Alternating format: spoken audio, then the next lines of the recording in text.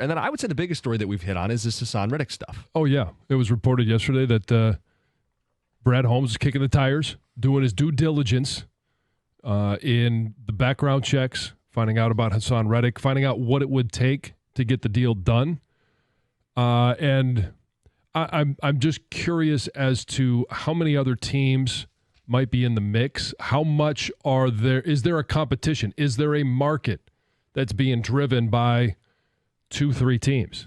So I think we could start with anybody with a winning record, the 4-2 teams. Sure. And see if any of them would qualify. And I guess like the Chargers are 3-2, but I don't think they need an edge guy. They have Khalil Mack and Joey Bosa. So look at those 4-2 teams. I don't think the Ravens and the Steelers are going to add Hassan Reddick. No. Texans are good on both edges with Will Anderson and Danielle Hunter. Mm-hmm. I mean, the market might be the Bears in the division. I'm not sure how many other teams this is like. Commanders could be a team. Commanders could be a team. I could see that happening too. But again, it's that, and that's the reason why they put it. The Philadelphia Eagles put in the escalator of if we're going to trade him to you, it's a 3, and then if he meets some incentives, it's like 10 sacks or 67%. Then it bumps of up snaps. to a 2. Yeah. Or if you trade him in the NFC, more importantly, if you trade him in division, right? So the Commanders, then it automatically bumps up to a second-round pick that the Eagles get. The Commanders are an interesting spot because 4-2, they're ahead of schedule, kind of a surprise team. Could use help on defense. They gave up Montez Sweat a year ago. I mean, if I was in Washington, I'd be having that conversation about, hey, we want to kick the tires just like Brad Holmes is. Yeah. And does that impact the market? Sure, it impacts the market. To what degree? Because I don't think he's going for a 1 or even a 2, right? Not unless there's a contract extension coming with it. And even then, it's probably only a second, right? Yeah. I mean, he's not a guy that's going to go for a first-round pick. The only guys in the first round are that might draw a first round. Trey Hendrickson, maybe first, probably a second, if that's even a possibility. Myles Garrett, multiple firsts. Yep. And our Raider. You don't want to say his name because you don't want me to play the Yeah. I mean, you're talking 3 firsts and probably sending players too. What's your gut say? Like, we've done this all week. And tomorrow, I'm sure we'll get an update on another pass rusher and the latest talks in the NFL. What's your gut say? When do they make a move, and what level of move do they make? It's more likely going to be a quote-unquote role player. Mm-hmm. I just don't know where they end up turning. Do they go to the Giants because maybe they've got 3 and they only need 2? Do they go to do they even kick the tires? Have they made the phone call to Cincinnati to say, hey, I know you're playing Cleveland this weekend? Who are we rooting for in that?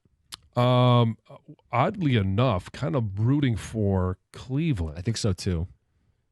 Because if Cincinnati goes even further in the hole, as eventually they've got to say, we're not going to make the recovery. Our defense just isn't good enough. If the Browns win, they're both 2-5. I think that's a good spot for Lions fans. Right, but the problem is their offense is dynamic, and they've got Joe Burrow. You don't want to if you're thinking next year we could improve the defense enough to be a team, and they'd want to have Trey Hendrickson on that D-line. Right, but then on the flip side, Trey Hendrickson already asked for a trade before the season was over.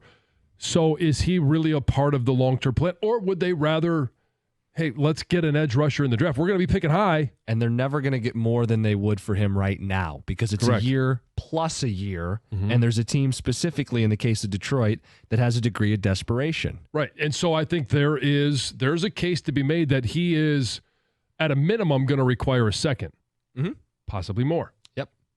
So you think it's probably a role guy. It's probably next week?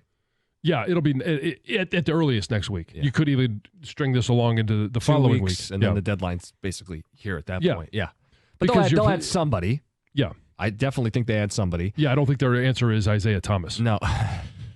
And I do think it's just most likely that it's someone like a Zadarius Smith, or it's one of these guys who's a veteran who is an upgrade over what they currently have, but not a big splash player. And I don't believe the extension to Aleem McNeil does not complicate this matter.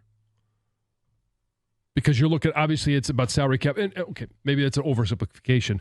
I don't think it makes it unreasonable to think that they could still go out and get somebody that can be an impact. Correct. Because, again, this season they have extra cap space, and you figure it out beyond. We've talked about all these young guys on long-term deals. You can extend guys at void years, restructure bonuses, all that stuff. I do think if a player made sense for them and cost a lot of money, they have set aside the rainy day fund and could still make it happen, even with the Lee McNeil's deal that was signed, I guess, 2 nights ago. Yep.